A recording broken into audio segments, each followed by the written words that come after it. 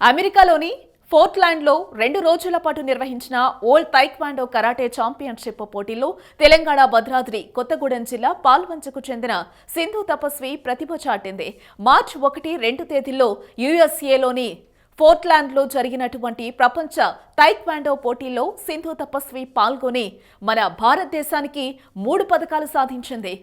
Sparring ఈవెంట్లో బంగారు పతకం, బ్రేకింగ్ ఈవెంట్లో వెండి పతకం, అలాగే పూమ్స్ ఈవెంట్లో రజత పతకాలు అందుకుంది. ఇంపినో తైక్వాండో ఇంటర్నేషనల్ అకాడమీ ఆధ్వర్యంలో నిర్వహించిన ఈ పోటీలకు తెలుగు రాష్ట్రాల నుంచి 8 మంది మహిళా క్రీడాకారులు వెళ్లారు. వారిలో సింధు తపస్వి ఛాంపియన్ గా నిలిచింది. ఈ నేపథ్యంలో ఇంటర్నేషనల్ తైక్వాండో నిర్వాహకులు తపస్వికి పతకాలు అందజేసి సత్కరించారు.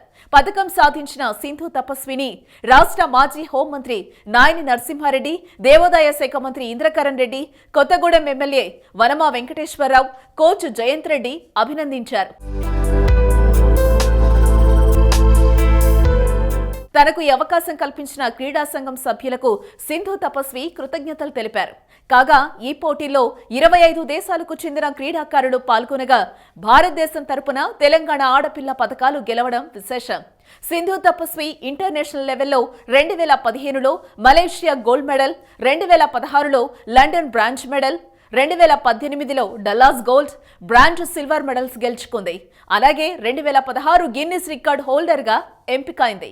తనకొచ్చిన గుర్తింపుతో గ్రీన్ పీస్ అనే ఎన్జిఓ సంస్థకు, ఎలక్ట్రికల్ వైర్స్ అండ్ కేబుల్స్ అనే కంపెనీకి సౌత్ ఇండియా బ్రాండ్ అంబాసిడర్ గా వ్యవహరిస్తోంది. అయితే తనకు ప్రభుత్వం నుండి ఎటువంటి ఆర్థిక సహకారం అందడం లేదని, తనను టీఆర్ఎస్ ప్రభుత్వం గుర్తించాలని కోరుతోంది. హలో, మిమ్మల్నే యోయో టీవీ యాప్ డౌన్లోడ్ చేసుకున్నారా? ఇంకా లేదా? మీ యాప్ స్టోర్కి వెళ్ళి వెంటనే డౌన్లోడ్ చేసుకోండి.